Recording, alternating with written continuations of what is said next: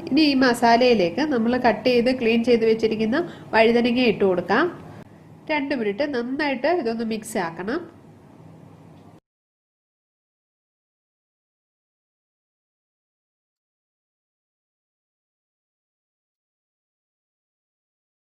രണ്ട് മിനിറ്റ് ഇടയ്ക്കിടയ്ക്ക് ഒന്ന് ഇളക്കി നമുക്കൊന്ന് എടുക്കണം.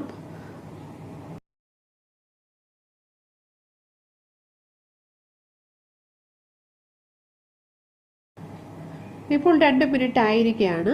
ഇനി നമുക്ക് അരച്ചു വെച്ചിരിക്കുന്ന കപ്പലണ്ടിയുടെ പേസ്റ്റ് ഇതിലേക്ക് ചേർക്കാം.